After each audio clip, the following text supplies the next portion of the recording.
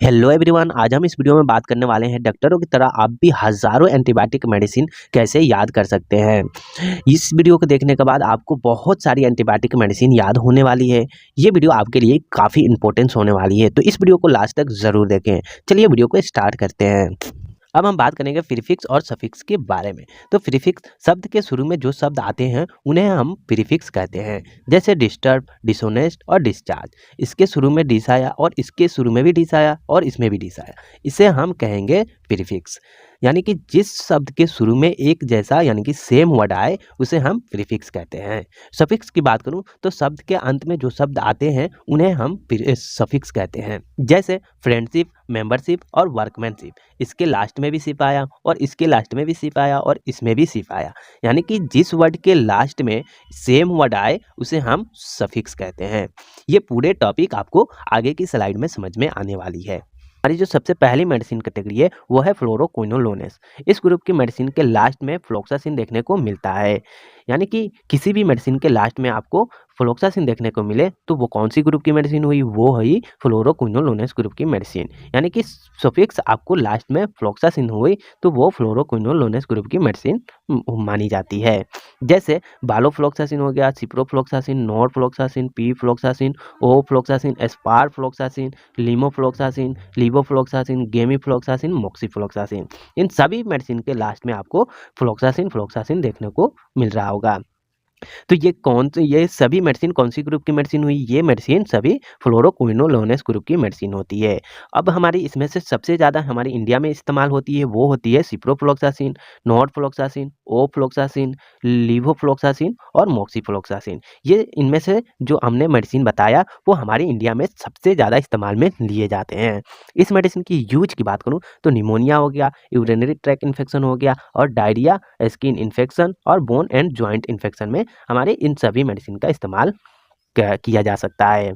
फ्लोरोक्विनोलोनेस की कुछ brand medicine है जो है सिप्रोटैब 500 mg और सिप्लॉक्स 500 mg। हमारी नेक्स्ट जो मेडिसिन कैटेगरी है वो है सिफाइलोस्पोरिन। इस ग्रुप के सभी मेडिसिन के शुरू में आपको सेफ वर्ड दिखने को मिलता है, यानी कि प्रीफिक्स आपको CEF देखने को मिले जिस भी मेडिसिन में, यानी कि आपको किसी भी मेडिसिन में आपको सेफ दिखने को मिले, वो कौन सी ग्रुप की मेडिसिन हुई? वो हुई सिफाइलोस्पोरिन ग्रुप की मेडिसिन। जैसे सिफेक्सिम, सिफाड्रॉक्सिल, सेफ्डिनिर, सिफाजोलिन, सेफ्टिजोक्सिम, सिफाक्लोर, सिफोरॉक्सिम, सिफोटॉक्सिम, सेफ्टाजिडिम और सेफ्ट्रैक्सन हो गया और सिफालैक्सिन मेडिसिन हो गया। इन सभी मेडिसिन के शुरू में आपको सेफ वर्ड दिखने को मिल रहा होगा।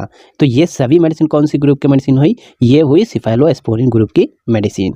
इसमें से जो सबसे ज़्यादा इंडिया में इस्तेमाल होती है वो होती है सिफेक्सिम हो गया, सिफाड्रॉक्सिल हो गया, सिफाजोलिन हो गया और सिफोरॉक्सिम हो गया, सिफोटॉक्सिम हो गया और सेफ्ट्रैक्सन हो गया, सिफालैक्सिन हो गया। ये मेडिसिन हमारे इंडिया में सबसे ज़्यादा इस्तेमाल में लिए जाते हैं। सिफाइलोस्पोरिन ग्रुप की सभी मेडिसिन की यूज की बात करूं तो सबसे पहले हमारे बैक्टीरियल इन्फेक्शन में ये सभी मेडिसिन का इस्तेमाल में लिया जाता है और रेस्पिरेटरी ट्रैक्ट इन्फेक्शन में इसका इस्तेमाल होता है, निमोनिया जैसी कंडीशन में इसका इस्तेमाल हो सकता है, ईयर इन्फेक्शन में इसका इस्तेमाल होता है, यूरिनरी ट्रैक्ट इन्फेक्शन हो गया, डायरिया हो गया, स्किन इन्फेक्शन जैसी कंडीशन में इसका इस्तेमाल किया जा सकता है, बोन एंड जॉइंट इन्फेक्शन यानी कि आपके हड्डी और जॉइंट में इन्फेक्शन हो जाता है तब उस कंडीशन में हम इस मेडिसिन का इस्तेमाल कर सकते हैं।